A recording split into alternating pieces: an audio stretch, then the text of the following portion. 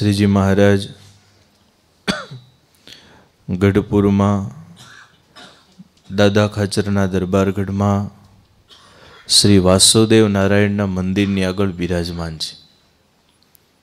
સંતો ભક્તોની સભા ભરાઈને બેઠી છે અને શ્રીજી મહારાજે પોતે વાત કરી, આજે તો અમે મનનું રૂપ વિચારીને જોયું કે આ મન કેવું છે. મન જોયું છે? તમે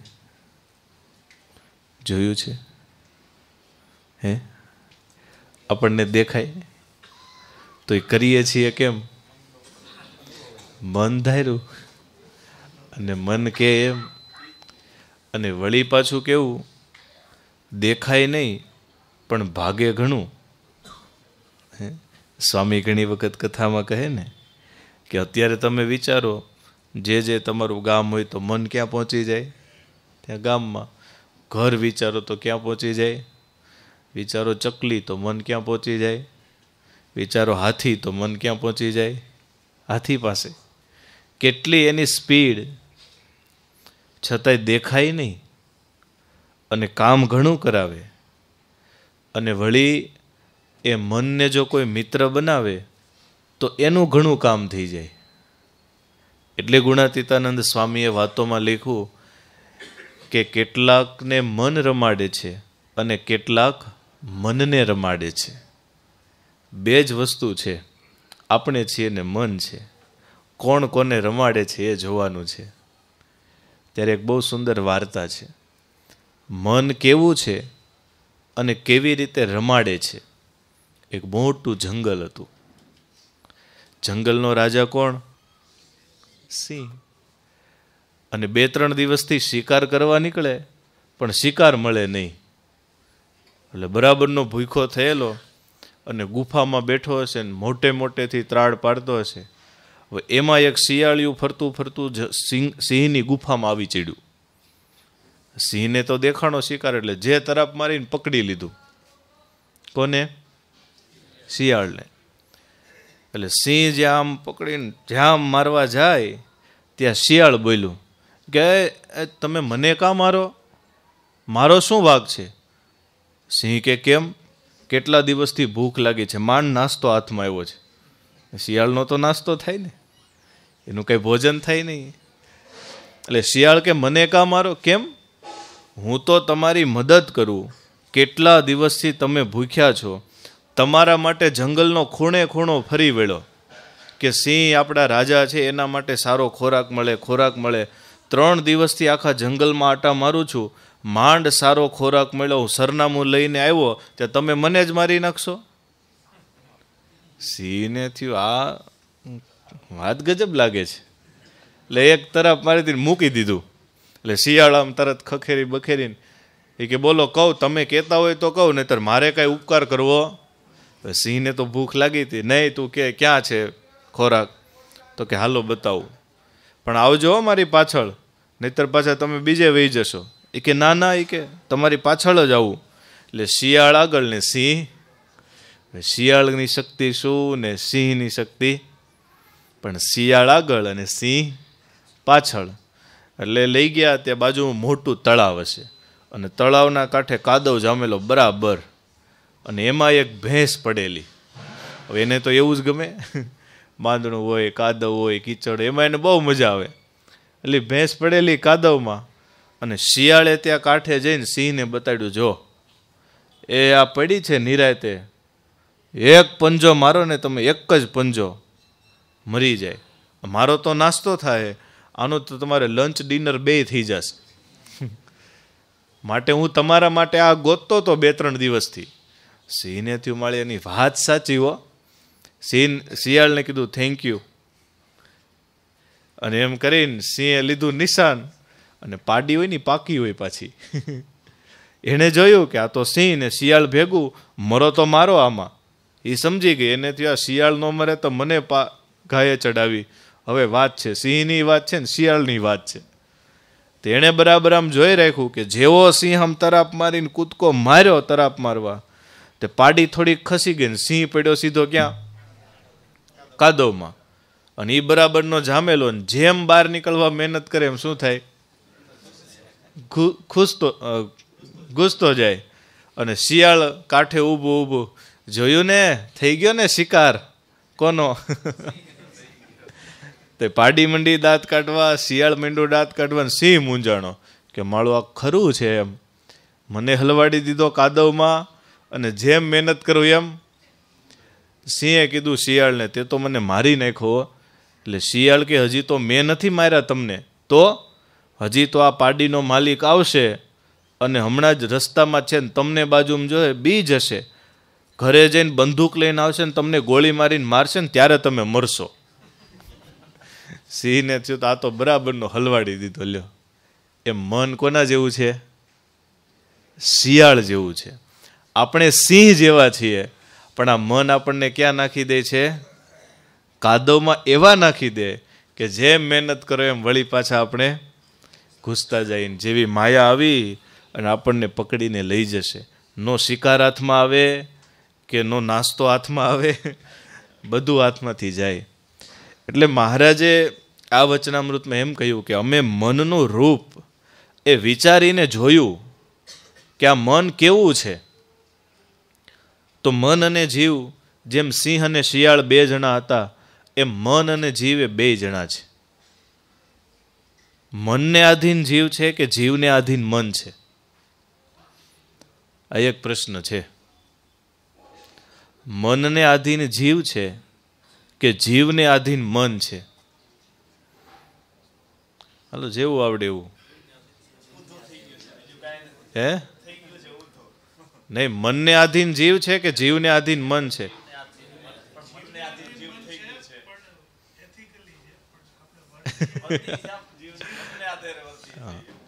રિયાલિટી અલગ છે ને આપણું કામકાજ અલગ થાય છે અત્યારે. જેમ કીધું ને કે છે કેવું, તો કે મન છે એ જીવને આધીન હોવું જોઈએ. હોવું કેમ કે મહારાજે આમાં કીધું, અમે બહુ પહેલા તો મહારાજ કે મનનું રૂપ વિચારીને જોયું તો મન છે જીવ થકી જુદું ન દેખાણું. અમને એમ જ દેખાણું કે મન અને જીવ બે એક જેવા જ લાગે છે. કેમ કે જ્યાં મન જાય ત્યાં જીવ જાય, અને જીવ જાય ત્યાં મન જાય. એટલે લાગ્યા તો બે એક જેવા. પછી બહુ વિચારીને જોયું, તમને એવું લાગ્યું કે મન છે એ જીવની જ એકાદી કિરણ છે. જીવની જ એકાદી. જો આ લાઇટ ચાલુ છે તો પ્રકાશ આવે છે, લાઇટ બંધ થઈ જાય તો પ્રકાશ. તો લાઇટ અને પ્રકાશ બે એક છે? લાઇટ છે તો પ્રકાશ છે કે પ્રકાશ છે તો લાઇટ છે? લાઇટ છે તો પ્રકાશ છે, એ આપણા મનમાં પાક્કું છે. પણ પાછું લાઇટ એ પ્રકાશ, લાઇટ એ પ્રકાશ. લાઇટ ચાલુ હોય પણ પીળું કાગળ ચડાવી દો તો પ્રકાશ થઈ જાય લાલ, ચડાવી દો તો પ્રકાશ થઈ જાય લાલ. અને ઘણી વખત તમે જોયું હોય તો ફોક્સ હોય ને, એની ઉપર બે આમ પતરા હોય. હવે તો LED ફોક્સ આવી ગયા, પણ ઓલી સળીવાળા ફોક્સ શૈલેષભાઈ વેચ્યા ને ઘણા, બે પતરા હોય. જેમ આમ કરો એમ એટલા ભાગમાં પ્રકાશ ઓછો વધતો. એમ મન છે એ જીવની જ એક કિરણ છે. જીવ નથી તો મન નથી, પણ જીવ અને મન એ બે પાછા એકય નથી. વિચારીને જોયું તો જુદું ન દેખાણું, પણ રિયાલિટીમાં બે વસ્તુ છે એ અલગ છે. જીવ અલગ છે અને મન એની કિરણ છે. એટલે હોવું કેમ જોઈએ? ગમે એવો પ્રકાશ હોય પણ લાઇટને આધીન. લાઇટ બંધ થાય તો પ્રકાશ પછી ગમે ત્યાંથી રહે. લાઇટ ચાલુ હોય તો હજી પ્રકાશ છે એનો કલર બદલી શકાય, ઓછો વધતો કરી શકાય, ડીમ ફૂલ કરી શકાય, પણ લાઇટ ચાલુ હોવી જોઈએ. લાઇટ જ બંધ થઈ જાય તો પછી પ્રકાશની શક્તિ બધી પૂરી થઈ જાય. એમ મન છે ને એ કિરણ છે. એટલે જીવ છે એને આધીન મન હોવું જોઈએ. પણ આપણી પ્રોસેસમાં ઊંધું છે. આપણે અત્યારે કેવું થઈ ગયું છે કે જીવ છે એ મનને આધીન થઈ ગયો છે. જેમ આપણે ગઈ સભામાં એક દ્રષ્ટાંત દીધું હતું. એક નગર હતું અને એમાં એક આવો નાનકડો છોકરો એના બાપુજીને સાથે ઊભો હશે દુકાનમાં, અને એમાં પોલીસવાળાએ ચોર પકડેલો. 5-6 પોલીસવાળાને ચોર પકડેલો એટલે બરાબર લઈ જતા છે પોલીસ સ્ટેશન દંડાવાળી કરીને. આજુબાજુ પોલીસવાળાને જે મારતા જાય ને ધડાધડી બોલાવતા જાય. એટલો નાનો છોકરો હતો, એણે પૂછ્યું કે પપ્પા આ શું છે? એટલે કે જો આજુબાજુ છે ને એ પોલીસ છે, વચ્ચે છે ને એ ચોર છે, એટલે એને મારે છે. કાંઈ વાંધો નહીં. હવે થોડી વાર ઊભા રહ્યા, ખરીદી કામકાજ કરીને વળી થોડી વાર થઈ, ત્યાં કોઈક મોટો માણસ નીકળો, MLA જેવા. એટલે એને પોલીસનું પ્રોટેક્શન હોય, તો 5 પોલીસ આજુબાજુ ભરી બંદૂકે ને ભાઈ વચ્ચે મજાથી આવેલા જાય. એટલે વળી પાછું છોકરાએ પૂછ્યું કે આ કોણ છે? એટલે કીધું જો આજુબાજુ ઊભા ને એને પોલીસ કહેવાય, અને વચ્ચે ઊભા ને એ કે રાજા છે. રાજા કહેતા એ મોટો માણસ છે એમ. અને ત્યારે ઓલા છોકરાએ પૂછ્યું એવું કેમ? એ કે હમણાં ઓલો હતો એને મારતા હતા ને આને સલામ ભરે છે. અને ત્યારે કીધું એ જ ફરક છે.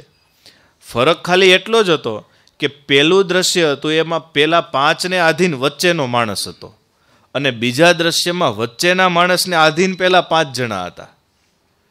એમ આપણે આમાં એવું છે, જીવ છે ને મન છે. મન મોટું નથી જીવથી, પણ જીવની નાદારીએ કરી અને જીવ છે એ મનને આધીન થઈ ગયો છે. જીવને ખબર નથી કે મારી પાસે કેટલી કેપેસિટી છે, વોટ કેન આઈ ડુ, અને એ પછી મનને આધીન થઈ અને મન જ્યાં જાય ત્યાં જીવ પાછળ પાછળ જાય. મન સડી ગયેલા કૂતરામાં જાય તો જીવ ત્યાં જઈને અટકે. જો ઘણાઈને ઓલા પિતૃ આવે ને પછી માગી માગીને શું માગે ખબર? કેટલા વર્ષો સુધી હેરાન કરે ને પછી એમ કે 1 ગ્લાસ પાણી પાઈ દેજો. અરે તમારું ભલું થાય કે હે? માગી માગીને વળી એવું માગે કે ભૂદેવને 2 જોડી કપડાં દઈ દેજો, 2 કિલો અનાજ દઈ દેજો. 8, 10 વર્ષ 15 વર્ષ હેરાન કરે ને પછી માગે શું? એ થયું શું? મન એ પાણીના ગ્લાસમાં 2 જોડી કપડામાં અટકી ગયું અને કેટલા વર્ષો સુધી એ પિતૃયોનીમાં હેરાન થાય છે. ત્યારે જીવ છે ને મનને આધીન થઈ ગયો છે. ત્યારે મહારાજે આમાં એ કીધું કે મન છે એના 2 રૂપ અમને દેખાણા. એક તો ઉનાળાની લૂ જેવું અને શિયાળાના હિમ જેવું. મન, વિષય અને જીવ આ ત્રણેય વચ્ચેની આ પ્રોસેસ છે. મહારાજ કે મન છે એને જો વિષય ન દઈએ તો મંડે તપવા, અને વિષય દઈએ તો મંડે ટાઢું થવા. તપી જાય તોય પ્રોબ્લેમ અને ટાઢું થાય, અને કદાચ દુઃખદાયી વિષય દઈએ તોય તપવા માંડે, અને સુખદાયી વિષય દઈએ તોય ટાઢું થવા માંડે. ત્યારે આપણું મન એ કોને આધીન છે? આપણને આધીન છે કે નહીં? એની ક્રિયાઓ કેવી છે? ક્યાં ક્યાં જઈને ઊભું રહે છે? એ બધુંય આપણે ભગવાનના ભગતે એક વખત વિચાર કરવો છે. જો ઘણાને તો એવું હોય કે મનની કાંઈ સ્થિતિ નક્કી જ ન હોય, જે આવ્યું એ બાજુ ચોંટી પડે. જે વિચાર આવ્યો ત્યાં લાગી પડે, વળી બીજો વિચાર આવે ત્યાં લાગી પડે, ત્રીજો વિચાર આવે ત્યાં લાગી પડે. મનનું એક જ કામ છે લાગી પડવું, પણ ક્યાં લગાડવું એ આપણે જોવાનું છે. ક્યાં લગાડવું એ આપણે જોવાનું છે. જે વસ્તુ સામે આવે એમાં લગાડી નહીં દેવાનું. સ્વામી ઘણી વખત કથામાં કે મનનો તો એવો સ્વભાવ છે, જે વસ્તુ જોવે ને મંડે ચિંતન કરવા, મંડે વિચારવા, મંડે ડિસિઝન લેવા. પણ સ્વામી કે ઘણા તો એવા હોય, સભામાં બેઠા હોય ને તો કથા તો એક બાજુ રહી જાય. કયા ભાઈએ કપડાનો કેવો કલર છે, આ લીલું ટી-શર્ટ પીળું હોય તો પીળું છે, એ ધોળું હોય તો આની હેરસ્ટાઈલ આવી હોય તો, આના ચશ્મા આવા હોય તો આનું આમ હોય તો, એવું જ કર્યા રાખતા હોય, વિચાર્યા રાખતા હોય.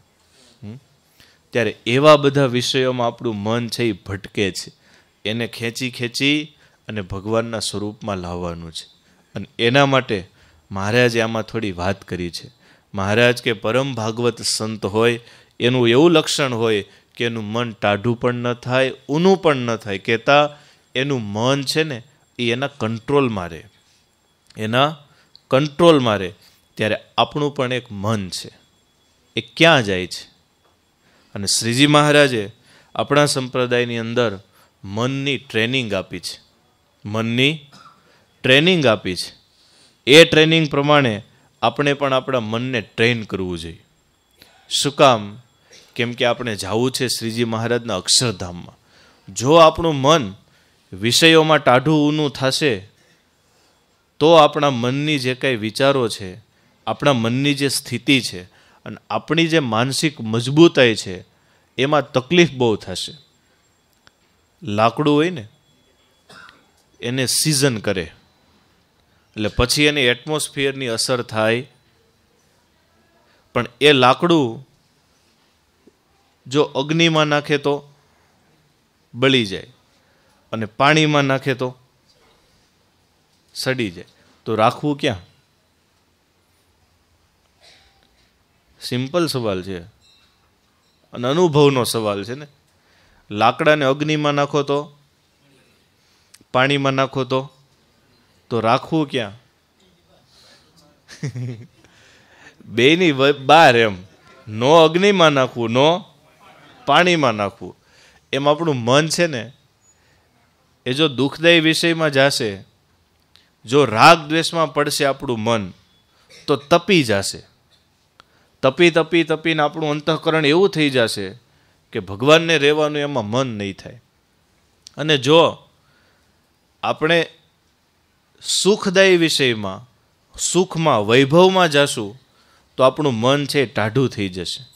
પછી આપણે જ્યારે એને છોડવું હશે ત્યારે છોડી નહીં શકીએ. એટલે જો આ ઘણા એટલે છોકરા હોય ને જોક્સ કહેતા હોય કે ભગવાને જ્યારે સૃષ્ટિની રચના કરીને ત્યારે પહેલો ઘાણ નાખ્યો માણસનો, તો થોડો કાચો રહી ગયો એટલે બધા ધોળા માણસો ત્યાં એ નાખ્યા ક્યાં? અમેરિકા બાજુ. અમેરિકાવાળા ઠીક છે, પણ બીજો ગાઢ નાખ્યો ભગવાન ને, એમથી આ ભઠ્ઠામાં થોડોક પાકવા દઈએ એટલે એ થઈ ગયા કાળા, એ નાખ્યા ક્યાં? હા. પછી ત્રીજો ગાઢ નાખ્યો ને એમાં ભગવાનને માપ આવી ગયું એટલે એ બધા ક્યાં આવ્યા? આ તો આવો જોક્સ કહેતા હોય છે એમ. એમ આપણા મનનું આવું છે. જો ટ્રેન નહીં કરીએ તો કાચું રહી જશે, અને જો ટ્રેનિંગ કરતાં કરતાં ધ્યાન નહીં રાખીએ તો કાળું થઈ જશે. બે વસ્તુનું બેલેન્સ રાખવાનું છે. જો ટ્રેન ન કર્યું સત્સંગમાં તો હાવ કાચું રહી જવાનું. એટલે ઘણી વખત સ્વામી પછી દ્રષ્ટાંત, સ્વામી કે એક ભાઈ હતા ને ગામડે, એને કોઈ પૂછ્યું તમારો છોકરો સ્કૂલે જાય? તો કે હા. કેટલામું ભણે? તો કે એ ખબર નથી. ત્યાં બાજુમાંથી છોકરો નીકળ્યો કે લાય, હા કેટલામું ભણશો? કે ત્રીજું. કે સ્કૂલે કેટલા વર્ષથી જાજો? કે 9. સ્કૂલે કેટલા વર્ષથી જાય પણ ભણે કેટલામું? એટલે આ કાચું રહી ગયું, ટ્રેનિંગ જ ન મળી. અને વધારે પડતું આમ થઈ જાય તોય તકલીફ. એટલે મનનું એવું છે. મહારાજે જો એક વચનામૃતમાં લખ્યું છે, મહારાજે ગ્રહસ્થ અને ત્યાગી બંનેની વાત મહારાજે એ વચનામૃતમાં લખી છે. મહારાજ કે જેમ પ્રથમનું 14મું છે, પ્રથમના 14મા વચનામૃતમાં શ્રીજી મહારાજે લખ્યું, મહારાજ કે જેમ ત્યાગી હોય અને જો ખાધાનું વધારે મળે, મહારાજ કે તો એને પાછી સંસારની વાસના ઉદય થાય, અને અતિ દુઃખ આવી પડે તો સંસારની વાસના ઉદય થાય. અને ગૃહસ્થ હોય એના માટે મહારાજે લખ્યું, મહારાજ કે ગમે એવું દુઃખ આવી પડે તો પણ એમ સમજે કે આ પરમેશ્વર તથા સંતનો સમાગમ મળ્યો છે, એ મને પરમ ચિંતામણી અને કલ્પવૃક્ષ મળ્યા છે. ગમે તેવા દુઃખ આવી પડે તો પણ સંતના સમાગમમાંથી પોતાના મનને આડું અવળું ડોલવા દે નહીં. તો બે વસ્તુ મહારાજે લખી. ક્યાં આપણે તપી જઈએ છીએ ને ક્યાં આપણે જો ન મળે તોય તકલીફ છે ને. આપણે હમણાં આપણને આવું ખાધાનું ન મળતું હોય તો કેવી તકલીફ, અને વધારે મળી જાય તો. અને એના માટે આપણા સંપ્રદાયમાં બહુ સુંદર દ્રષ્ટાંત છે. ગોપાળાનંદ સ્વામી વડોદરા પધાર્યા અને ત્યાં એક મંગળજીભાઈ કરીને હરિભક્ત, ગરીબ પરિસ્થિતિ, માંડ વ્યવહાર ચાલે, અને દરરોજ મંદિરે આવીને વાળે ને એવી નાની નાની સેવા કરે. ગોપાળાનંદ સ્વામી પધાર્યા, સ્વામીને વાત કરી, સ્વામી થોડીક મુશ્કેલી છે. સ્વામી કે શું? સ્વામી આ તો ઠીક છે પણ કાંઈ વ્યવહારે કાંઈ સારું થતું નથી. સ્વામીને એમ થયું આટલી બધી સેવા કરે છે, બિચારો સુખી થાય. રોજ બિચારાને ઉપાધિ તકલીફ, આખો દી વિચાર એના આવે, માંડ થોડી ઘણી સેવા થાય. સ્વામી કે જા, મહારાજ તને સુખી કરશે. સ્વામી તો નીકળી ગયા ને એમાં મહારાજને કરવું ને એવા સુખી થયા તે થોડા દિવસોમાં તો ગાયકવાડ સરકારના દરબારમાં ખુરશી મંડી પડવા, અને મંગળિયામાંથી મંગળજી શેઠ થઈ ગયા. અને પછી તો જાહો જલાલીના પાર રે, રાજમાંથી મોટો બંગલો મળ્યો ને ઘોડાગાડી મળીને સૈનિકો મળ્યા અને મંગળજી શેઠ આખા વડોદરામાં માંડ્યું થવા. પણ જેવી સુખની પોઝિશન આવી તરત સત્સંગ થઈ ગયો. પછી કાંઈ સાવરણી લઈને વાળે હે.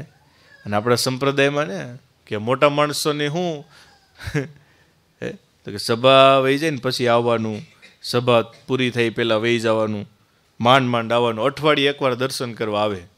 એટલે કોણ કહેવાય? એ કરવા આવે કે દેવા આવે પછી તો આવી બધી વ્યાખ્યા થઈ ગઈ લો. એટલે મંગળજી શેઠ થઈ ગયા ને એમાં વળી ગોપાળાનંદ સ્વામી પધાર્યા. એટલે સ્વામીએ કીધું ઓલા ભગત રોજ વાળતા અહીંયા. હા સ્વામી એ તો હવે તો બહુ મોટા શેઠ થઈ ગયા, તમે આશીર્વાદ આપ્યા ને. સ્વામી કે ને બોલાવો તો ખરા, અમે અઠવાડિયાથી પધાર્યા છીએ, હજી દર્શન કરવા પણ આવ્યા નથી. એટલે ખબર કર્યા મંગળજી શેઠને કે ગોપાળાનંદ સ્વામી પધાર્યા છે ને સ્વામી તમને યાદ કરે છે. એટલે 2 દિવસે આવ્યા તો ખરા પણ આખો રસાલો સાથે આખો રસાલો સાથે મહારાજના દર્શન કરીને સ્વામી પાસે બેઠા.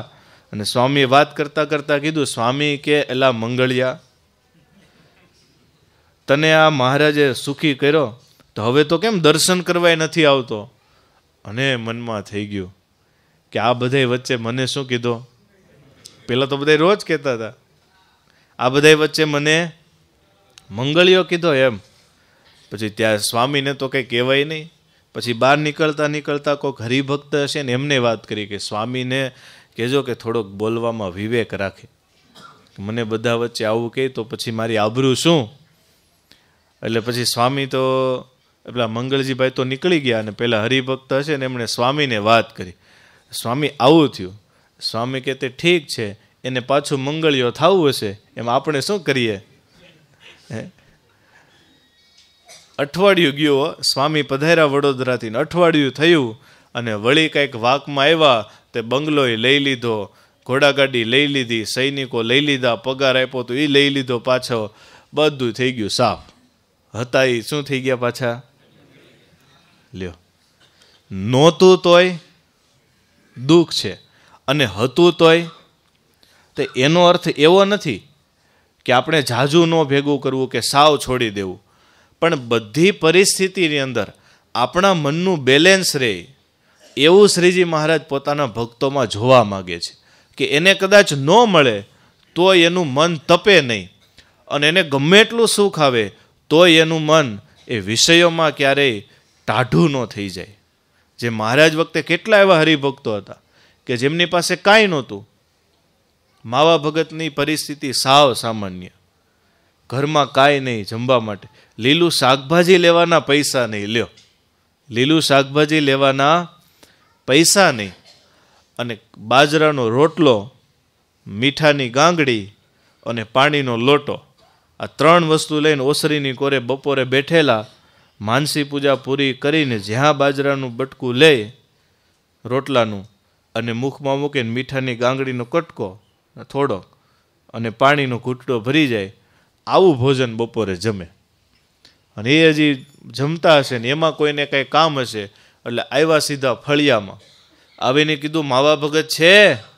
તો કે હા છે ને, પણ જ્યાં અંદર આવીને જોયું ત્યાં પેલો માણસ સ્થિર થઈ ગયો. હવે આવું તો કોણ જમે? રોટલો, મીઠું ને પાણી. એટલે માવા ભગત તો કે બોલો ને ભાઈ, કામ છે? કામ તો ઠીક છે, પણ આમ આ બધું લુખું કાં જમો?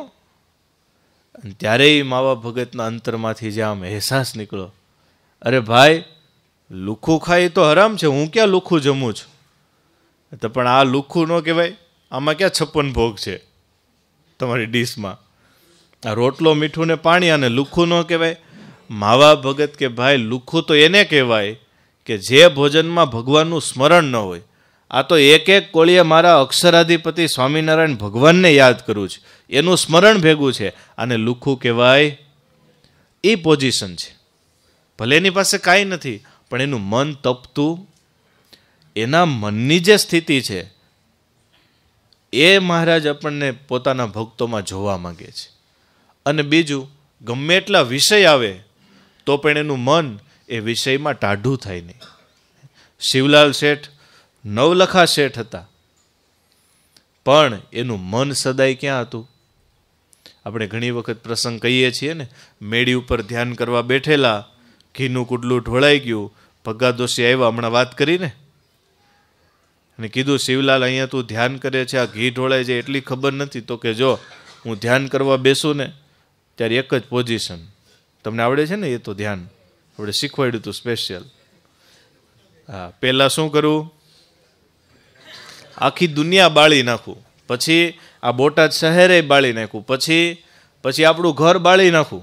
ભગાદોશી કે આપણું ઘર? હવે એણે પ્રેમથી બનાવ્યું હોય ને કે હા બાળી નાખું, કે પછી તમને બધાને, પછી હું મને ખુદને બાળી નાખું, તો કે પછી શુદ્ધ બ્રહ્મરૂપ નિજાત્માનમ બ્રહ્મરૂપમ, એવો શુદ્ધ ચૈતન્યમય આત્મા રૂપે થઈ ભગવાનનો દાસ થઈ અને પરમાત્મા સદા સાકાર એવા મારા અક્ષરાધિપતિ સ્વામિનારાયણ ભગવાન, એમનું ધ્યાન કરવા બેસું. એમાં તમારું ઘીનું કુડલું ક્યાં મને દેખાય? હતું બધું જ નહોતું. એ વખતના 9 લાખ રૂપિયાના આસામી એટલે ઓછું કહેવાય, પણ મન ક્યાં હતું? આપણી પાસે તો કાંઈ ન હોય તોય ગુણાતીતાનંદ સ્વામી મહારાજ એટલે લેખું, મહારાજ કે ફાટેલી લંગોટી અને તૂટેલી તુંબડી એમાંથી મન ઉખડતું. ત્યારે મનને ઉખાડવું એ ચોંટી ન જાય અને ક્યાંય હાવ પછી જાય નહીં, બે બાજુથી મહારાજ કે મન ટાઢું ન થાય અને તપી ન જાય.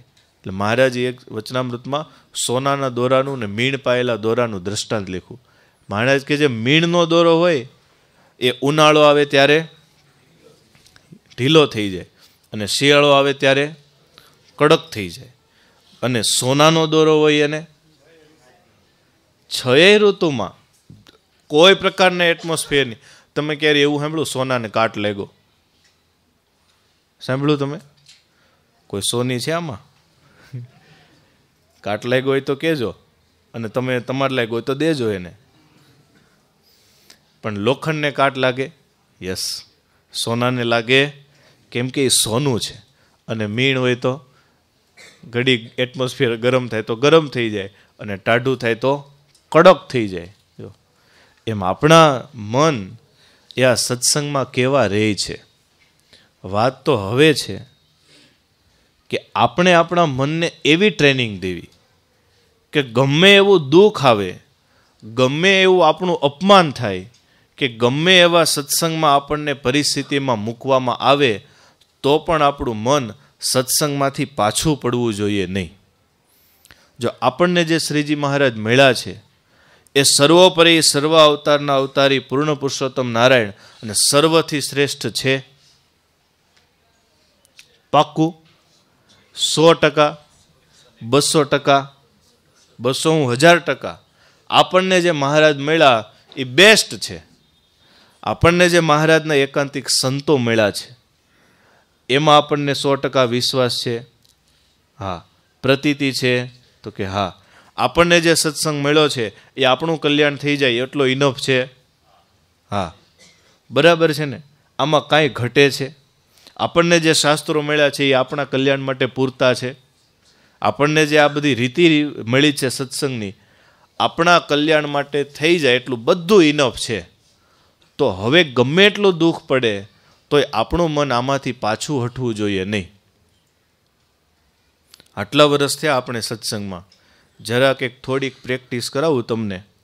આમ વિચારો તો તમે બધા એવો, આપણે બધાએ વિચારવાનું છે કે જે દિવસથી આપણને સત્સંગ થયો તે દિવસથી અત્યાર સુધી આપણું મન કેટલી વાર આમ ટાઢું ઊનું થયું હશે?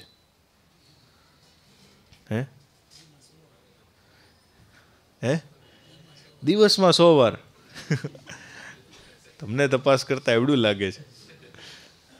કેટલી વાર જો ક્યારેક એવા પ્રસંગો મને સત્સંગમાં તો આપણે ખુશ થઈ જાય એમ, અને ક્યારેક એવા પ્રસંગ બને તો આપણું સત્સંગમાંથી મન, તો મહારાજ કે એવું તપ્પુય ન જોઈને ટાઢુંય ન થવું. એક ધારો આપણો પ્રવાહ આ સત્સંગની અંદર કાયમ રહેવો જોઈએ. મહારાજ કે એનો ચડતો ને ચડતો રંગ રહે. એક રેણીપણું એને શ્રીજી મહારાજે વચનામૃતમાં વખાણ્યું છે. તો આપણું મન તપી ક્યારે જાય છે? આ સત્સંગમાંથી પાછા ક્યારે પડીએ છીએ? જ્યારે આપણે કંઈક તકલીફ પડે છે ને ત્યારે આપણે હંમેશા સત્સંગમાંથી પાછા પડીએ છીએ. અને પાછા પડવાનું એક જ કારણ હોય, કાં પોતાની સગવડ ન સચવાણી હોય, કાં પોતાનું મન ધાર્યું ન થયું હોય. આ બે જ કારણ હોય. બાકી સત્સંગમાં પાછા પડવાનું બીજું કંઈ કારણ હોતું તો આપણું મન છે એને એવી ટ્રેનિંગ દઈએ, ગમે એવું જો આપણું કોઈ અપમાન સત્સંગમાં કરવાનું પણ કદાચ થાય. હું ઘણી વખત કથામાં કહું છું કે હમણાં સભામાંથી કોઈને ઊભા કરીને સંતો ખીજાય તો આપણું મન શું વિચારે? એ તો જવા દો, હાલો આ માઇક ચાલે છે ને, આ માઇક્રોફોન, સ્પીકરમાંથી અવાજ તમને સંભળાય છે, હમણાં આ બંધ થઈ જાય ચાલુમાં, અમરીશ ભગત ગમે એટલા ચક્કડા ફેરવે તો ચાલુ ન થાય. આ તો ધારો કે પોઝિશન છે, વિચારજો. ધારો કે આવું થાય ચાલુ સભાએ તો આપણા બધાના મન શું વિચારે? જરાક આમ વિચારો તો. હા બરાબર છે, એને સાચું કહી દીધું. પેલા જોવું જોઈએ ને, એ એક જ એવું વિચારે. તમે બધા નહીં વિચારો ને? તમે શું વિચારો? ધ્યાન રાખવું જોઈએ ને પેલા. હા, મેનેજમેન્ટમાં ઠેકાણું નથી કાંઈ, સંતોને કંઈ ખબર પડતી નથી. એમ શીખી રાખવું જોઈએ ને. હા, એ આપણો સબ્જેક્ટ છે. જો મંદિર કોનું? આપણું. વસ્તુ કોની? અને કદાચ બંધ પડી તો આપણું મન કેવું વિચારે? લ્યો, તમારા ઘરે કંઈક પ્રસંગ હોય ને આવું કંઈક થાય તેવું થાય, પહેલાં ધ્યાન રાખવું જોઈએ ને. આપણા મનને આપણે ટ્રેનિંગ જ નથી દીધી. આપણા મનને આપણે આ બધા રિયલમાં એમ આપણા મનને આપણે આવી ટ્રેનિંગ જ નથી દીધી. અને એટલા માટે જો મહારાજ વખતના એ બધા હરિભક્તો અને નંદ સંતો એને આજે આપણે સવારમાં ઉઠીને યાદ કરીએ છીએ, એનું કારણ શું છે? એણે આ ટ્રેનિંગ દીધી છે. એમ શ્રીજી મહારાજ ગમે એમ કહે તોય કોઈનું મન અડધો ટકો સત્સંગમાંથી ડગે નહીં. મુક્તાનંદ સ્વામી જેવા મુક્તાનંદ સ્વામી કે જેના કારણે શ્રીજી મહારાજ આ સત્સંગમાં રહ્યા, એ મુક્તાનંદ સ્વામીને શ્રીજી મહારાજ ખોટું બેરખો મારે અને મહારાજ એમ કે સ્વામી તમે ઝોલા ખાવ છો, ઊભા થઈને નીકળી જાઓ સભામાંથી, તો પણ એ મુક્તાનંદ સ્વામીનું મન અડધો પણ સંકલ્પ ન કરે. અને આપણે તો આમાં ખોટું કાંઈ ન હોય, નહીં ટેકનિકલી કાંઈક મિક્સટેક થાય ને એમ્પ્લીફાયરની અંદર આપણે તો જ ઘૂસવાના નથી, તોય આપણું મન કેવા સંકલ્પ કરવા માંડે. જો અને તમને હજી એક વાત કહું, સભા કઈ સારી થાય ખબર? પાછળ પ્રસાદ કેવો છે એની ઉપર ડિપેન્ડ કરે. આજનું મેનુ તો મને ખબર નથી હજી, અને અમારો તો અનુભવ છે. કોઈ ગરીબ ભગત હોય ને યજમાન, જે દિવસે, આજ તમારી વાત નથી આ તો, ભાઈ સભા કઈ ગમે? પોતે યજમાન હોય ને એ સભા બહુ ગમે. અને એમાંય જો પોતે સારું મેનુ રાખ્યું હોય, આમ બરાબર પેલા સૂપ સ્ટાર્ટર હોય ને, એટલી તો ખબર હોય અમને ભાઈ. 2 મિષ્ટાન, 2 ફરસાણ, રોટલી પૂરી, 2 શાક, 2 કઠોળ, દાળ ભાત કે ખીચડી કઢી જે હોય તે, સલાડ ને આન તેન, અને છેલ્લે જ આવતી આઈસ્ક્રીમ.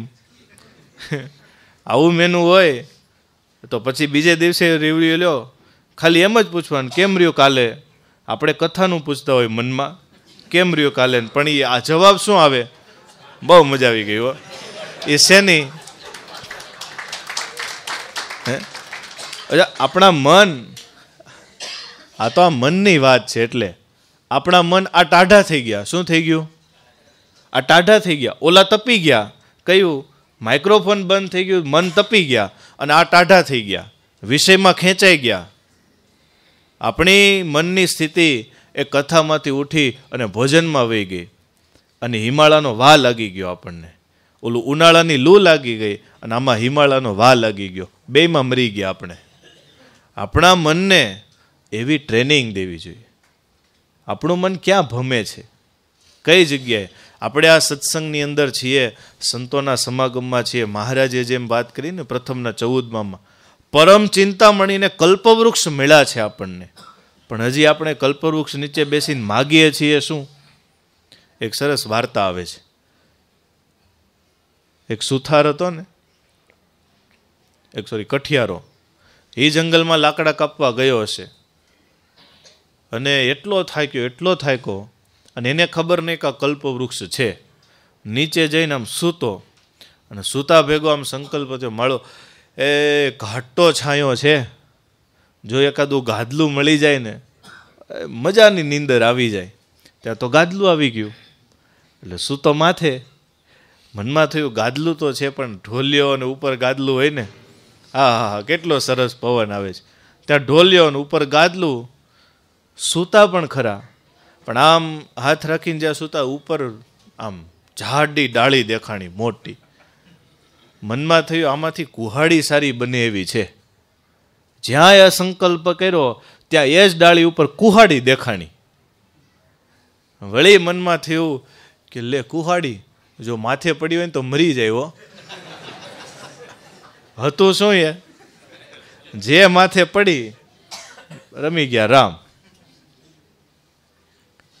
એમ આ સત્સંગ આપણને કલ્પવૃક્ષ મળ્યો છે. એમ તમે જે સંકલ્પ કરો એ આ સત્સંગમાંથી સ્થિતિ નીકળે. બોલો, આ સત્સંગમાં રહીને તમે એમ ધારો કે આપણે મહારાજના એકાંતિક ભક્ત થવું છે, તો એ દાદા ખાચર, પર્વતભાઈ જેવા એકાંતિક ભક્ત બની શકાય. આ સત્સંગમાં રહીને એમ ધારો ભલે ગ્રહસ્થાશ્રમમાં છીએ પણ મુક્તાનંદ સ્વામી જેવી સાધુતાઓ કેળવવી છે, બ્રહ્માનંદ સ્વામી, નિષ્કુળ, તો એ મળી શકે એવા કલ્પવૃક્ષ સમાન સત્સંગ છે. જે ધારો એ સત્સંગમાંથી મળે. અને તમે એમ ધારો કે સારા ઉતારા અને સારા પ્રસાદ માટે સત્સંગ કરવો છો તો એ આજે મળે જ છે. ઘણા એના માટે સત્સંગી હોય છે. જે ધારો એ સત્સંગમાં મળે. પણ તકલીફ આપણી ક્યાં છે? આપણા મનને ટ્રેનિંગ દેવી પડે કે તારે આ ધારવાનું છે, બીજું ત્રીજું ધારવાનું. તારે મન ધાર્યું કરવાનું નથી. આ સત્સંગમાં તારે સુખ સગવડ ભોગવવાની નથી. તારે અપમાન સહન કરીને પણ, કોઈ પણ વસ્તુ સહન કરીને પણ ભગવાન અને સંતોના ચરણોના દાસ થઈ કાયમ મહારાજની ભક્તિ કરી અને સંતોનો રાજીપો મેળવવાનો છે. આવી મનને ટ્રેનિંગ દેવી પડે. તો આપણું મન જ્યારે દુઃખ પડે ત્યારે તપી ન જાય ને વધારે સુખ આવી પડે ત્યારે ટાઢું ન થઈ જાય. એટલે હવે આપણે સત્સંગમાં વિચારવાનું, જે મેં હમણાં થોડુંક વિચાર રહ્યું ને, પહેલેથી લઈને અત્યાર સુધી આપણું મન જ્યાં જ્યાં ટાઢું થયું હોય કે ઊનું થયું હોય એ પોઝિશન વિચારો કે આપણું મન તૈપું સત્સંગમાં ક્યારેક આપણને એમ થઈ જાય કે હવે આ સત્સંગમાં જવા જેવું નથી. થાય ને એમ કે આના કરતાં તો ઘરે બેસીને ભજન કરવું સારું. તો એમાં ખોટ કોની છે? આપણા મનની ટ્રેનિંગની ખોટ છે. મહારાજ વખતે એવી પોઝિશન નહીં આવી હોય. શ્રીજી મહારાજ વખતે કેટલી આવી હશે. એક પછી એક મહારાજ પ્રકરણ ફેરવે જોરદાર. એ સંતોને કેવી ટ્રેનિંગ હશે. અને ક્યારેક આપણને સત્સંગમાં એમ થઈ જાય કે બહુ સારું, આ સત્સંગ છે ને સુખી છીએ એમ, તો વળી પાછું મન બદલી જાય. આવું શું કામ થાય છે વારે વારે? એ આપણી અંદર જોવાની વાત છે. કાંઈક આપણા અંતરમાં એવું માન અપમાનનું હશે, કાંઈક આપણા અંતરમાં સુખ સુવિધા ભોગવવાનો ભાવ હશે કે જેને લઈ અને આ સત્સંગમાં આપણું ટાઢું થાય છે. તો આપણે હવે સાથે મળીને એવો નિર્ધાર કરીએ કે મને જે મળવું હોય તે મળે, ન મળવું હોય તો ન મળે, મારે તો જીવ સટો સત્સંગ કરવો છે. એવી મનની ટ્રેનિંગ આપણે આપણા મનને દેવાની છે. કોઈ પણ પોઝિશનમાં આપણો વિચાર ફરવો જોઈએ. હું ઘણી વખત વાત કરું છું, આર્મીની ટ્રેનિંગ હોય ને એ બહુ જોવા જેવી હોય. આર્મીની ટ્રેનિંગ, એમાં જે સૈનિકો હોય એને જ્યારે ટ્રેનિંગ આપતા હોય ત્યારે એનો 1-2 મહિનાનો સમય એવો આવે કે જે સમયમાં એનું આખું શરીરનું જે ચક્ર હોય બોડીનું, એને આખું તોડી નાખવામાં આવે. આપણા શરીરનું ચક્ર કેવું હોય કે સવારથી સાંજ સુધી જાગવાનું, કામકાજ કરવાનું, આખી રાત્રિ સૂઈ જવાનું. તો સૈનિકને એવું ચાલે? રાત્રે લડાઈ થઈ હોય તો આપણે જેમ તો કે ઊંઘ આવે છે. આપણે રાત્રે સભા રાખી હોય તો 12 થી 2 12 વાગ્યા સુધી તો વાંધો ન આવે તમને, એમને વિશ્વાસ છે, આપણે સિસ્ટમ છે 12 વાગ્યા સુધીની. પણ 12 થી 2, 2 થી 4 તો એ અખંડ ધૂનમાં ખબર હોય કેમ રાત્રિ પૂરી થાય, કેમ ગણેશભાઈ? હા, એમાં 5-7 જણા હોય, રાત્રિ તો એમ જ ખેંચવાની હોય. દિવસે જો 100 જણા, 200 જણા, 500 જણા, પણ રાત્રે 8-10 જ અઘરું છે. પણ કરે પાર છે આ જન્મે કરે પાર છે. શું કામ નથી કરવું? આપણે કરવું જ છે. અને આપણને ખબર છે આ એક જ જન્મ છે, પછી ક્યાં આપણે વારે વારે ભટકવું છે? પાછું વળી બીજા જન્મમાં જન્મશું, નોટબંધી જીએસટી આવીને વળી હેરાન થવું, હે? એની કરતાં એક જન્મે ઘા પૂરો કરી નાખવાની વાત છે. જે થવું હોય તે થાય, પણ આ જન્મે તો પૂરો કરે છૂટકો છે. એવી ટ્રેનિંગ આપણા મનને આપીએ. કોઈ વસ્તુ આ સત્સંગમાં મળવી હોય તો મળે, ન મળવી હોય તો ન મળે. આપણે આ સત્સંગમાં ઝીરો છીએ, દાસાનું દાસ છીએ. આપણી કોઈ વેલ્યુ જ નથી આ સત્સંગમાં, એમ વિચારીને આપણે સત્સંગ કરીએ. જે દિવસે આપણી સત્સંગમાં આપણે વેલ્યુ કરતા થઈએ, તે દિવસથી આપણું મન ટાઢું ઊનું થાય કે ન થાય? મારા અલૈયા ખાચરને ટાઢું ઊનું થયું. યસ. શું કામ થયું? એણે મનમાં ધારી રાખ્યું હતું કે મારા જેવો કોઈ હરિભક્ત નહીં. અને મહારાજે પૂછ્યું મુક્તાનંદ સ્વામીને, સ્વામીએ દીધું દાદા ખાચરનું નામ, અને તરત ઊનું થયું. જે આમ તલવારની મૂઠ ઉપર હાથ ગયો અને શ્રીજી મહારાજ બોલ્યા. મહારાજ કે સ્વામી તમને તો આ જવાબ આપતા આવડ્યું નહીં. મહારાજ તો તમે કયો એ મોટા. મહારાજ કે જો અલૈયા ખાચર છે ને એ બાળ બ્રહ્મચારી છે. હા મહારાજ છે હો. મહારાજ કે એણે સત્સંગ કરાવી 1000 ભક્તોને કંઠી બાંધી છે. મહારાજ તમારી વાત સાચી. મહારાજ કે એને સૌથી મોટા હરિભક્ત કહેવાય. એટલે ઓલું તૈપું હતું ને એ થઈ ગયું હિમાલયનો વાહ લાગી ગયો ઘડીકમાં, લ્યો ઠરી ગયું, બધું થીજી ગયું. તો આપણું આવું નથી ને. આપણે જોવું સત્સંગમાં કે આપણને કોઈ ખીજાઈ શકે છે? સત્સંગમાં આપણને કોઈ ખામી બતાવી શકે છે, ટકોર કરી શકે છે? કરી શકે કોઈ?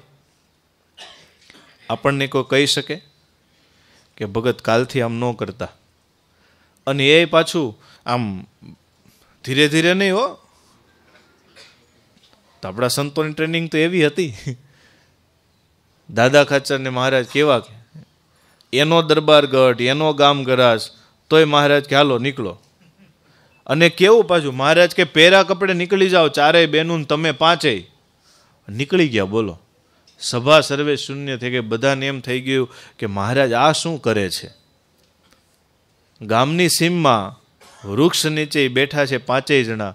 સુરા ખાચર આવ્યા ને એણે જોયું કે આ શું?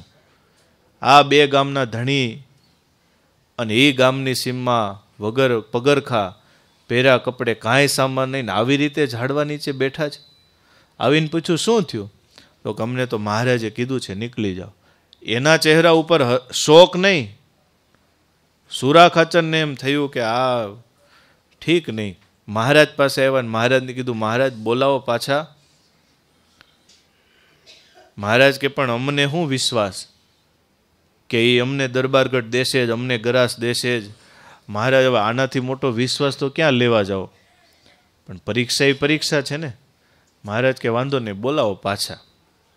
તે સુરા ખાચર ગયા, પાછા બોલાવ્યા. એ દાદા ખાચરને 4 બહેનો આવ્યા દરબારગઢમાં. અને જ્યાં પગ મૂકીને મહારાજ પાસે આવવા જાય, મહારાજ કે દાદા ત્યાં ને ત્યાં ઊભા રહેજો. એ વખતે દાદા ખાચરની ઉંમર કેટલી હશે? 7-8 વર્ષની. મહારાજ આવ્યા ત્યારે 4 વર્ષના હતા. અને એભલ ખાચર ધામમાં ગયા પછીનો આ પ્રસંગ છે 1-2 વર્ષમાં. 6-7 વર્ષના હશે દાદા ખાચર. હવે એ નાના છોકરા હશે તોય ખબર નહીં હું સમજણ હશે એને, પણ ટ્રેનિંગ ગજબની. એમ રોજ સાધુ ભેગું રહેવાનું ને. મહારાજ કે દાદા ખાચર તમને એમ કે અમે તમને પાછા બોલાવી લીધા?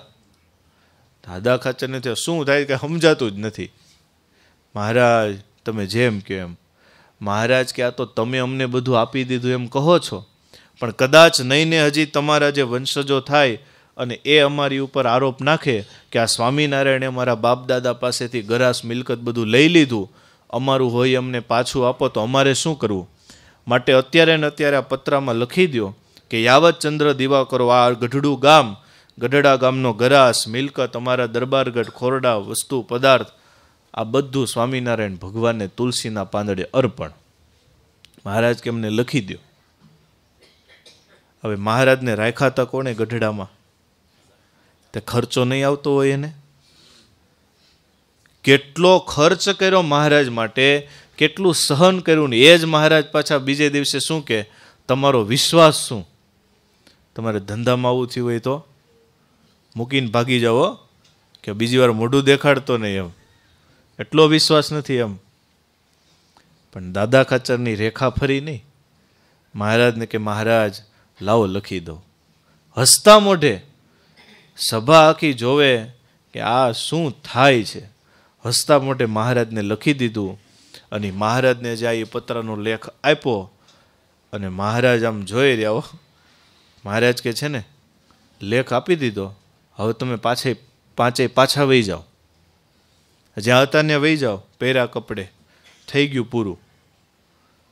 બધાને એમ હતું કે લેખ લખી દે પછી મહારાજ પાછા બોલાવી લેશે, પણ મહારાજ કે પાછા વહી જાઓ, આ બધું તો અમારું છે, હવે તમારું તો કાંઈ છે જ નહીં, જાઓ. ની દાદા ખાચર ને ચારેય બહેનો દરબારગઢમાંથી પાછા નીકળ્યા.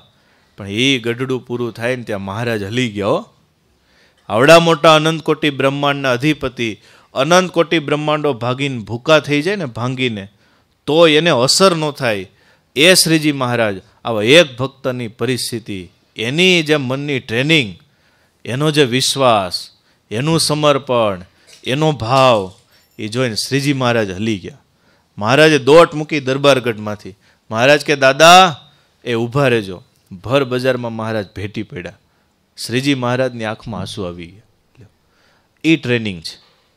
અને આપણને તો થોડુંક કંઈક થયું હોય તો હવે કંઈ જવા જેવું શું કામ? પણ એમ એકવાર ખાલી પ્રસાદ હરખો ન રેખો હોય તોય, હા અમારી પાસે આવતા હોય ને સજેશન,